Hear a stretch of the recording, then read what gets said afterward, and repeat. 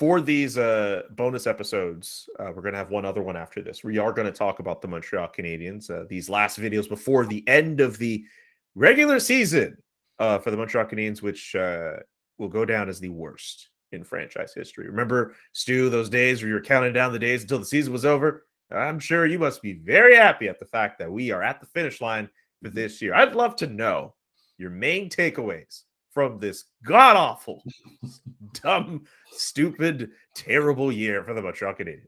Well, thank you to Marty St. Louis for at least making some of it tolerable. At least. Change, it was like, oh my God, I can't, how are we going to watch all of this? So at least there was a little spurt there. But I think looking back, like it's one of those, everything that could go wrong went wrong for this team, right? Right from the start. I mean, you know, Shea Weber, your captain, unable to come back. Carey Price, your goalie, is out. They've traded Philip Deneau. It was like everything that could go wrong did go wrong. The COVID came in.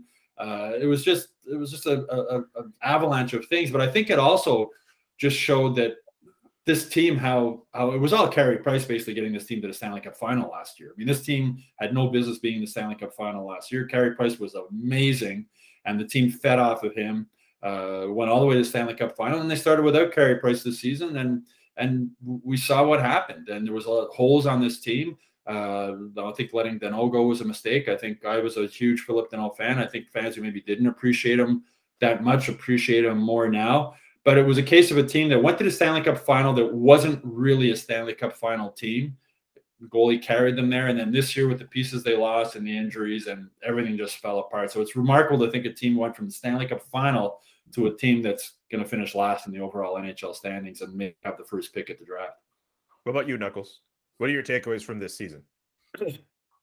Yeah, it was really hard to watch. You know, like Stu said, all the players they lost. Honestly, I think the Deneau thing was all engineered anyway. You look at where he is now. I mean, come on. You know, I didn't fall off the turnip truck, okay? And I just think, yeah, you know, losing all those guys, Price being injured, and we know what happened, you know, him going into the players assistant program, Weber gone. Yeah, a lot of transition. A lot of things up in the air. Some of the contracts were terrible, and they're going to cost this team moving forward. But go figure. They bring in a Boston guy to clean up this mess here in Montreal, and I think it was a great move. I knew someone was going to make that joke at some point. I didn't expect it. I mean, it should have been Knuckle. No, I know. It's not a joke. It's legit because I know. This guy, he did it as a, you know, Jeff Gorton did it in Boston as a fill-in GM. He brought in Chara. He drafted Marchand, Kessel. He brought in Tuukka Rask.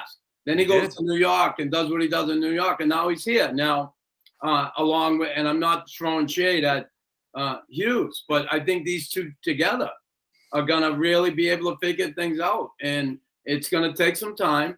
This season was certainly terrible. I think it's the curse of Tony Marinaro. He always wanted the first pick, and of course it's still cursed because this isn't the year you really want the first pick. It's next year. But listen, I think they're going in the right direction, and you know one direction I think they have to get, and one thing they have to do is get bigger. They're a small team, and if they don't get bigger, they'll never be able to contend in the playoffs. Listen, we saw what they did, and I believe, listen, they got lucky and they gelled. They got great goaltending last year. It's unbelievable what they did in the playoffs. But that ain't happened again. And we know what happened in the final. You need a team that's going to be able to be standing at the end. I'll just take, for instance, Rick and I, when we played, we had a big team that year. A team that at the end, we were able to withstand the rigors, the physicality, the pressure, the mental, emotional drain on you to be able to go all the way. And they have a fragile group right now, and it's going to take time to change that. But, yeah, there's only one way to go, baby, and that's up. They can't get any worse than now.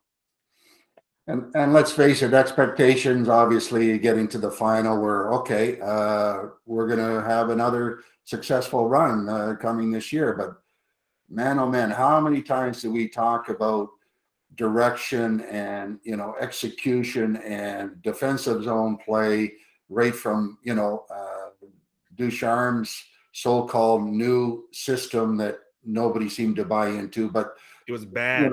It just was horrendous to watch what was going on. Lack of heart, lack of desire, no motivation. Everything that could go wrong, like Stu said, was going wrong. Nobody was going to do or want to do anything to make the difference between winning and losing.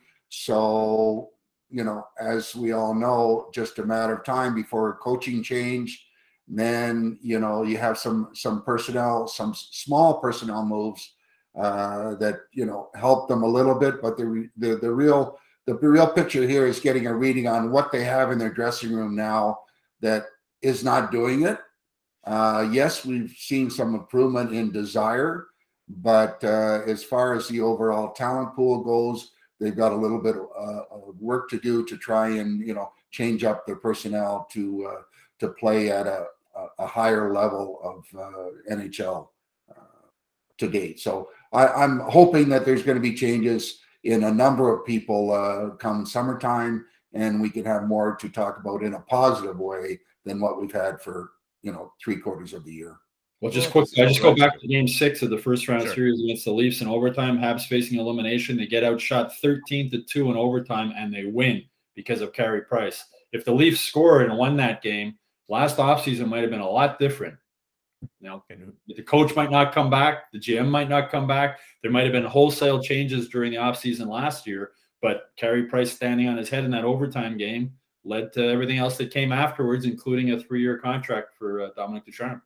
But Martin St. Louis have taken over that soon at that point. Who knows what would have happened in a much different reality for the Montreal Canadiens if they lose that series to the Toronto Maple Leafs. But of course, that didn't happen. And a lot of Canadiens fans, of course, are very thankful for the memes. But anyway, let's know in the comment section your main takeaways from this horrible, terrible season for the Montreal Canadiens. Subscribe to the show, subscribe to the Hockey Inside Out newsletter, and be on the lookout for more bonus episodes. And visit hockeyinsideout.com for more fun stuff. The Canadiens, they were terrible this year. And let's hope they're never this terrible again.